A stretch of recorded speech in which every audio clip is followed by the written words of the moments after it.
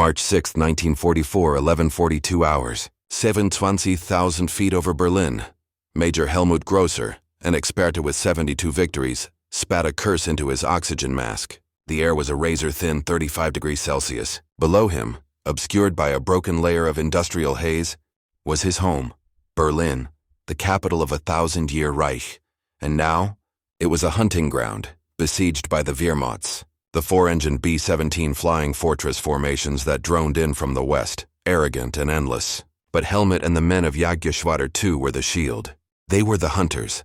He gripped the cannon stick of his Focke-Wulf FW-190, a machine he trusted more than any human. It was a butcher bird, a true brawler, bristling with 20mm cannons. His staffel was climbing, positioning for the attack. The plan was, as always, brutally effective. The American Little Friends, their P-47 Thunderbolt escorts, had turned back over Dummer Lake, their fuel exhausted. They were on their own. This was the moment the Luftwaffe lived for.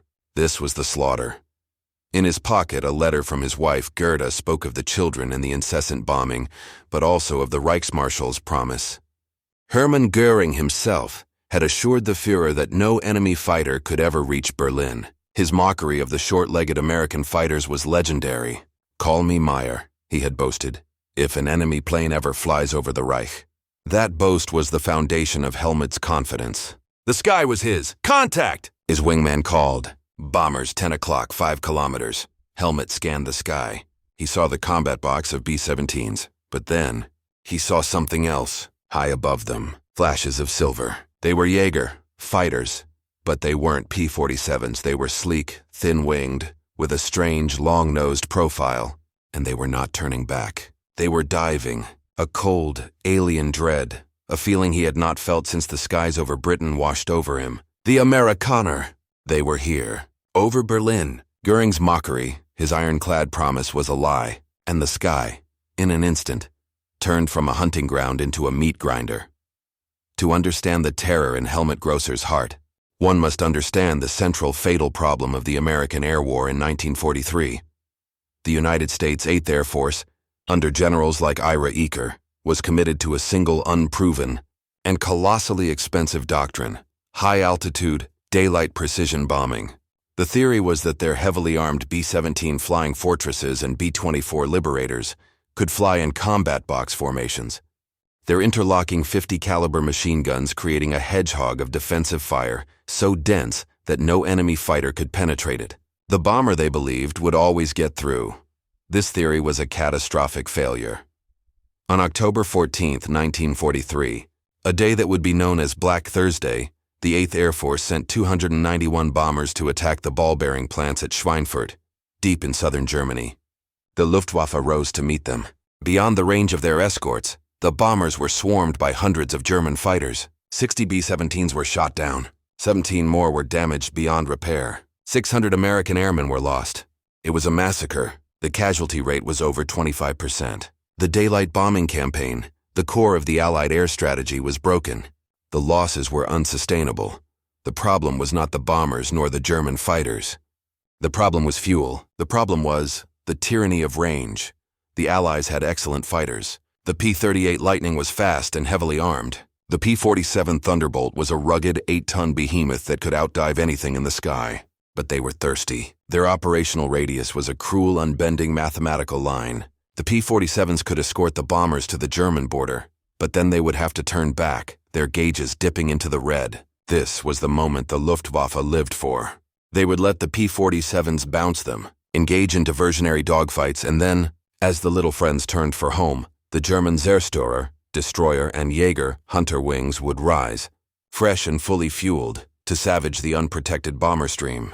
For the B-17 crews, this was the loneliest, most terrifying part of the mission. The moment their escorts left, and the sky filled with the FW-190s and Bf-109s of the Reichsverteidigung, Defense of the Reich. Unless the Americans could find a fighter that could fly from England to Berlin, fight and fly home, the war in the air was lost. For First Lieutenant Don Skeets Harris, a 23-year-old from a dusty Texas farm, the P-51 Mustang was a revelation. He was part of the 354th Fighter Group, the Pioneer Mustang Group. He had flown P-47s, which he described as a brick with wings. But the Mustang, it was different. It felt alive. Sitting in the cramped cockpit at 20,000 feet, the world was a canvas of deep blue. The smell was a sharp cocktail of high-octane avgas, warm oil, and his own nervous sweat. He was not flying an American plane. Not really. The airframe, designed by North American Aviation, was a marvel of aerodynamic efficiency.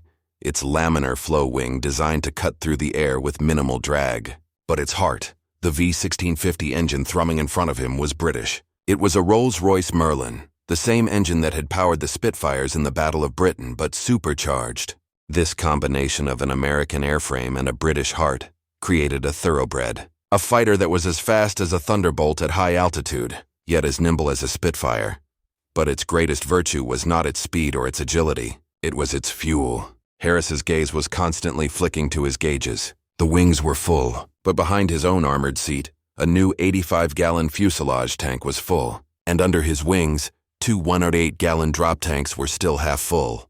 He had an internal fuel load that was more than the entire capacity of a Bf-109. His mission brief had been simple and revolutionary. General Jimmy Doolittle, the new commander of the 8th Air Force, had changed the rules. The old doctrine was stick to the bombers. The new doctrine was aggressive, predatory. Your first duty, the order read, is to seek out and destroy the German Air Force. Harris and his comrades were not just bodyguards. They were assassins. They were going all the way. They were going to Berlin. And for the first time in the war, they had the legs to do it. Hermann Göring, Reichsmarschall of the Greater German Reich and Commander-in-Chief of the Luftwaffe, was a man of colossal appetites and equally colossal arrogance. His entire sense of self was tied to the invincibility of his Air Force. The 1940 boast, "If an enemy bomber ever flies over Berlin, you can call me Meyer," was not just propaganda. It was a core belief. His inability to defeat the RAF in 1940 had been a humiliation. His failure to supply the 6th Army at Stalingrad had been a strategic disaster. But the defense of the Reich? This, he believed, was his masterpiece. His confidence was not pure bluster. It was rooted in a very real tactical reality. The Reichsverteidigung was a brilliant layered system. The outer layer consisted of radar stations and spotters. The first wave of interceptors the bombers met were the Zerstörer, or destroyers. These were heavy, twin-engine Bf-110s and Mi-410s, slow and unmaneuverable, but packed with 21 cm air-to-air rockets and heavy cannons. They were designed to sit outside the B-17's machine gun range and blast holes in the combat boxes. The second wave, the one Major Helmut Grosser belonged to, was the Jaeger, the light fighters. These FW-190s and Bf-109s were tasked with two roles: protect the slow Zerstörer from the American escorts, and then, once the escorts turned for home, dive on the bombers to finish them off with cannons. This system was devastatingly effective. It worked perfectly, and it was all predicated on one simple, unassailable fact: the American escorts always had to turn home. Göring and his generals knew this. They had calculated the fuel consumption. They knew the range of the P-47 and the P-38 to the exact kilometer. The idea of a single-engine fighter flying 500 miles into Germany, engaging in a high-G, fuel-guzzling dogfight, and then flying 500 miles home was a fantasy. It was an engineering impossibility. This absolute, unshakable belief in the tyranny of range was the Luftwaffe's greatest strength, and it would be their doom. The raid of March 6, 1944 was the moment the impossible became real. When Major Helmut Grosser saw the P-51s, his mind flashed through a dozen desperate calculations. They must be a new model of P-47. They must be on a one-way suicide mission. They must be a phantom. But they were not. They were real, and they were diving on his staffel with a speed he had never seen. Lieutenant Don Harris saw them first. "Bogey, 7 o'clock high. Focke Wolfs. Punching tanks!"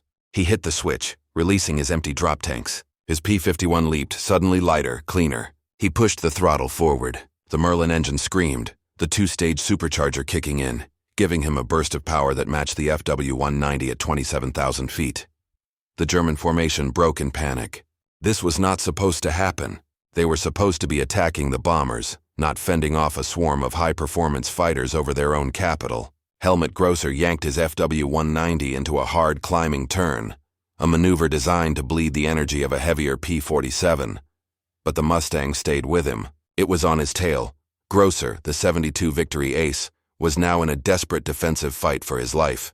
He saw a B-17 explode to his left, hit by a Zerstörer rocket. But then he saw that Zerstörer, a slow, lumbering Bf-110, get shredded by a P-51 that flashed past him. The American 50 caliber rounds, 6 of them, tore the twin-engine fighter into flaming pieces.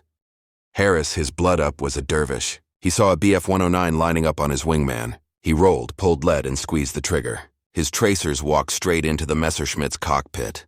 It vanished in a bright orange fireball. The Luftwaffe pilots, so accustomed to being the predators, were utterly bewildered. Their high-altitude home field was a hornet's nest. Their tactics, their training, their entire defensive system, all of it was rendered useless. They were being outflown, outclimbed, and outrun by a fighter that should not be there. The shredding had begun. The P-51 was not just a plane. It was a perfect hybrid solution to a problem no one else had solved. The secret was twofold, a marriage of two technologies that, when combined, changed the war in a single day. First, the airframe. The North American P-51 was born from a British request, but its designer Edgar Schmood created a masterpiece. Its laminar flow wing was the first of its kind. Unlike conventional wings, which were thickest near the front, the P-51's wing had its thickest point much further back. This design maintained smooth or laminar airflow over a much larger portion of the wing, dramatically reducing drag. It was, simply, the most aerodynamically efficient airframe of the war. But the original P-51A, powered by an American Allison engine, was a dog. Its performance dropped off catastrophically above 15,000 feet. It was good for low-level attack, but useless as a high-altitude escort. The second part of the secret was the theft, or rather, the brilliant act of adaptation. A British test pilot, seeing the sleek airframe, suggested they put a Merlin in it. The British Rolls-Royce Merlin 60 series engine was itself a masterpiece. Its critical component was a two-stage, two-speed intercooled supercharger. This was a piece of high-tech watchmaking that could compress the thin air at high altitude, force-feed it to the engine, and maintain sea-level horsepower at 30,000 feet. When the British Merlin was bolted to the American P-51 airframe, the perfect weapon was born. It could fly at 440 miles an hour at 30,000 feet, exactly where the Luftwaffe lived. It had the aerodynamics to be incredibly fuel-efficient, and with the addition of the fuselage and drop tanks, it had a combat radius of over 850 miles. It could fly from London to Berlin, dogfight for 30 minutes, and fly home with fuel to spare. Göring's mockery was based on the performance of the P-47 and its single-stage supercharger. He had no data, no concept for this new ultimate hybrid. The P-51 hadn't just bent the rules of aerial warfare, it had completely rewritten the book. For Hermann Göring, the reports from March 6, 1944, were an existential blow. His pilots were screaming for help, reporting hundreds of the new Mustang fighters over Berlin. His entire strategic premise was shattered. The mocking, boastful Reichsmarschall was confronted with a reality he could not deny. He reportedly flew into a volcanic rage, accusing his pilots of cowardice, of being afraid of a new fighter type. But in a moment of private, lucid despair, he confided in his staff. The quote has become legendary. "When I saw those Mustangs over Berlin, I knew the jig was up." That psychological collapse filtered down to every pilot in the Luftwaffe. For Major Hermann Göring, who limped back to his airfield with his FW-190 riddled with 50 caliber holes and 2 of his staffel missing, the war was over. The arrogance was gone, replaced by a cold, fatalistic despair. The butcher bird, his superior weapon, had been met and beaten. The little friends no longer had to go home. The Reichsverteidigung was a broken shield. This despair was codified by the new American tactics. Jimmy Doolittle's order to seek out and destroy was a psychological masterstroke. The P-51s were no longer defensive. They were predators. They would dive on the German airfields, strafing the FW-190s as they tried to land and refuel. They would hunt them in the skies, forcing the German pilots into a constant grinding war of attrition. The Luftwaffe was now fighting a total, unwinnable war in its own backyard. The hunters had, with terrifying finality, become the hunted. The raid on Berlin on March 6, 1944, was not a singular event. It was the beginning of the end for the Luftwaffe. Throughout the spring of 1944, the 8th Air Force, now fully equipped with long-range P-51s, systematically returned to Berlin, Leipzig, Brunswick, all the targets that had once been suicidal. But now the bombers were just the bait. The Mustangs were the trap. The Luftwaffe was forced to rise and fight, and every time it did, it was shredded. The American industrial machine could replace a lost P-51 in a day. The German war machine could not replace a 72 victory experte like Helmut Grosser, who was finally shot down and killed 2 months later by a P-51 over Hanover. The Germans were losing their irreplaceable veteran pilots at a rate they could not sustain. They were trading aces for rookies, and they were running out of aces. The ultimate impact of the P-51, the shredding that began over Berlin, was felt 3 months later, on June 6, 1944. On D-Day, as 150,000 Allied soldiers stormed the beaches of Normandy, they looked up and saw a sky filled with Allied aircraft. The Luftwaffe was famously almost completely absent. It had been destroyed.